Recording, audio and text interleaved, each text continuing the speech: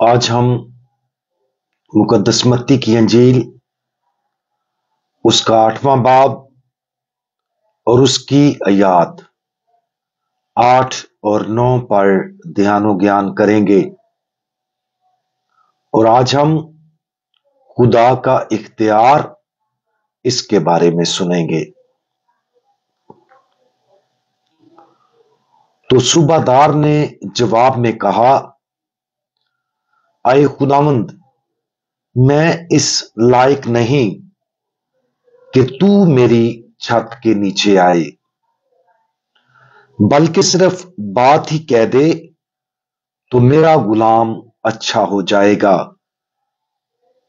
क्योंकि मैं भी आदमी हूं जो दूसरे के इख्तियार में हूं, और सिपाही मेरे मातहत हैं, और मैं एक से कहता हूं जा तो वो जाता है, और दूसरे से के आ तो वो आता है, और अपने गुलाम से कि ये कर तो वो करता है।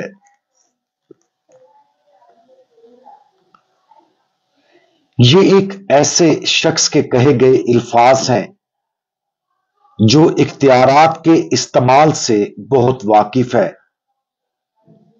वो एक रोमी सूबादार है और उसने कहा है कि उसके पास सिपाही भी हैं जो उसके ताबे हैं, लेकिन वो खुद दूसरे के इख्तियार में है। इस तरह उसकी रोजमर्रा की जिंदगी अहकामात की पैरवी करने और हुक्म देने पर मुश्तमिल है जिनकी तामील की जानी चाहिए। जब इख्तियारात को सही तरीके से इस्तेमाल किया जाता है तो यह एक तोहफा है जो मुआशरे, खानदानी जिंदगी, कलीसियाई जिंदगी और यहां तक कि हमारी जाती जिंदगी को तरतीब देने में मदद करता है। बिलाशुबा जब इख्तियार को एक जाबराना और बदसलूकी के साथ गलत तरीके से इस्तेमाल किया जाता है तो इससे बहुत नुकसान होता है। लेकिन इख्तियार का इस्तेमाल अपने आप में एक ऐसा अमल है जिसमें बहुत कुछ अच्छा करने की सलाहियत है। खुदावंद यीशु मसीह बजाते खुद ऊपर दिए गए अंजील मुकद्दस के हवाले में रोमी सूबादार से बहुत मुतासर हैं। उसके बारे में खुदावंद यीशु मसीह ने कहा, मैं तुमसे सच कहता हूं कि मैंने इतना बड़ा ईमान इस्राएल में भी नहीं पाया। तसव्वुर करें कि अगर खुदा का बेटा हमारे बारे में ये अल्फाज बोले। सूबादार तस्लीम करता है कि वो इस चीज के नाअहल अपनी नाअहली को वाज़े तौर पर तस्लीम करता है। सूबादार तस्लीम करता है कि वो इस लायक नहीं कि यीशु उसके घर आए, इसलिए खुदावंद यीशु उससे बहुत मुतासर हुए।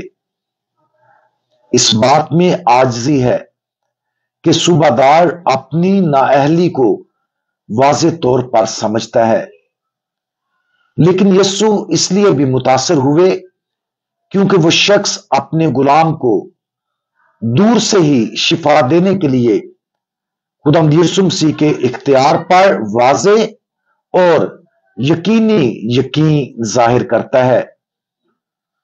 वो खुदावंद यीशु मसीह के इस इख्तियार पर अपने यकीन का दावा करने में कोई हिचकिचाहट महसूस नहीं करता। हमारी अपनी जिंदगियों में हम अक्सर इस बात की कमी महसूस करते हैं।